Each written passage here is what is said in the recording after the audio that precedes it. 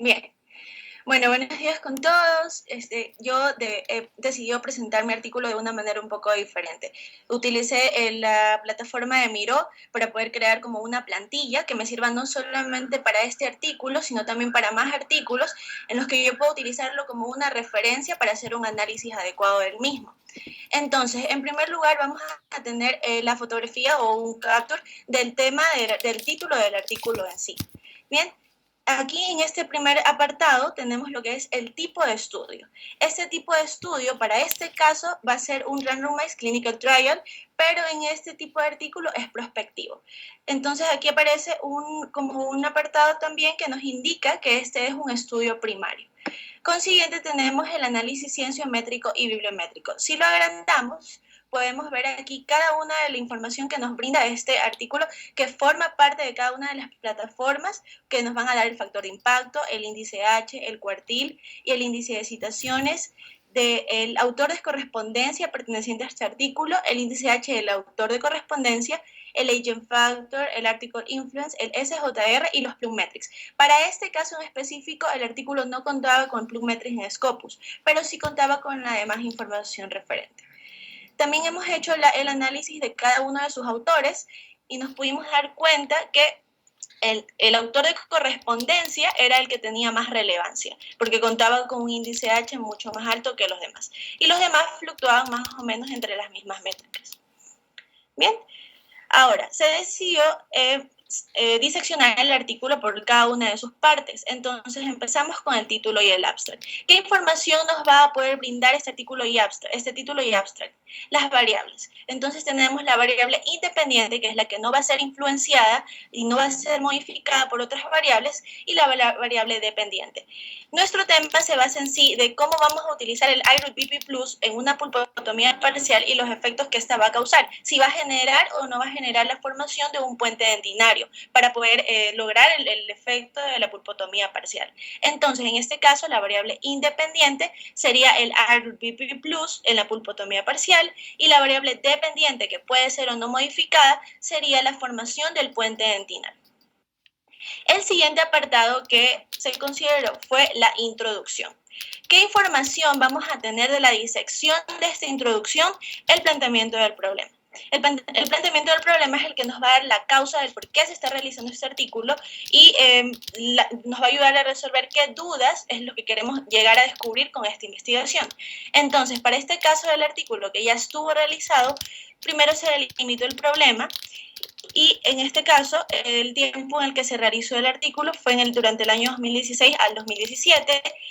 Los recursos que utilizaron, el iRootBP Plus, hidróxido de calcio y dientes traumatizados, el encuadre de la investigación, que es en este caso de endodoncia, la delimitación de la población, que fue una población relevante para el estudio, y la delimitación del lugar, que es donde se realizó el estudio. Posteriormente, la formulación de la investigación, que es lo que se deduce, porque en sí el artículo no lo estableció, pero lo que se deduce es que ellos intentan buscar cuál es la eficacia del iRootBP Plus en la pulpotomía parcial de dientes permanentes inmaduros traumatizados con exposición pulpar. Y a partir de esta formulación del problema saldrán sus correspondientes subproblemas. Otra parte que se disecciona en la introducción es los antecedentes. Efectivamente, ellos contaban con una bibliografía premisa, es decir, que ellos no rellenaron esta introducción con información que no habían revisado. También tienen los objetivos, que fue encontrar la eficacia del iRootBP Plus en la pulpotomía parcial, y justificaron también su estudio en que no se cuenta con suficiente información real en pacientes para este tipo de material. El siguiente apartado es materiales y métodos. Los puntos como más importantes de materiales y métodos están entre la descripción del diseño de estudio, que ellos efectivamente lo describen, que es un estudio clínico controlado, aleatorizado, paralelo y prospectivo. Los criterios de inclusión que ellos consideraron para seleccionar los pacientes, de los que ya habían seleccionado, cuáles verdaderamente iban a ingresar a las muestras de grupo de control y grupo experimental. los métodos de aleatorización que ellos utilizaron, que en este caso fue el método de lanzamiento de moneda, sí cuenta con variables de medición que vendrían a ser cualitativas, cuantitativas y nominales, y cuáles son, y los factores que para medir el riesgo de sesgo, que en este caso cuenta con una muestra representativa, los pacientes fueron cegados, hay un grupo experimental y uno de control, y hay variables de control, quiere decir que cuenta con muy poco riesgo de sesgo. Otro apartado que se obtiene de estos materiales y métodos es el diseño experimental.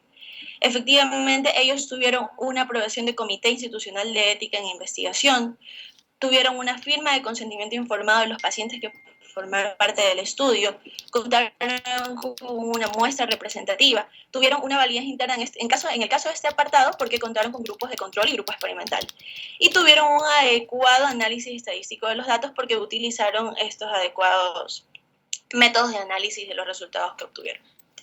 Entonces, el siguiente apartado vendría a ser los resultados y la discusión. Leyendo todo esto, podemos identificar que el artículo efectivamente tiene una validez aplicable. Una validez interna porque la variable independiente modifica la dependiente. Es decir, que efectivamente el AROT-BP Plus creó un puente dentinario a las 4 semanas. Es decir, que ellos cumplieron con lo que querían, a lo que querían llegar con esta investigación. Y tiene una validez externa porque estos resultados aplicados en pacientes para este estudio pueden ser generalizados a través de las personas, tratamientos, tiempos que requieran utilizar este material en la población o en el caso de los endodoncistas en la práctica clínica. Entonces, ¿qué quise buscar yo al diseccionar este artículo en cada una de sus partes, que son título y abstract, introducción, materiales y métodos y resultados y la discusión? Que podamos tener cada uno de los aspectos principales o de la lista que nos dice la guía Consort que debería cumplir un ensayo clínico aleatorizado. Entonces, todo esto que está aquí lo tenemos en cada uno del checklist que nos brinda la guía Consort. Entonces, al final, ¿yo qué hice? Coloqué el título y abstract, introducción, los materiales y métodos, resultados y discusión, y cada uno de los parámetros que deberían cumplir estos en un ensayo clínico aleatorizado, y abajo coloqué un listo en los que él contaba, con los que este artículo contaba. Y así podemos tener un análisis adecuado de este artículo, no solo para este, sino para muchos. Por eso es que yo lo considero como una plantilla. Entonces, bueno, esta fue mi presentación del artículo.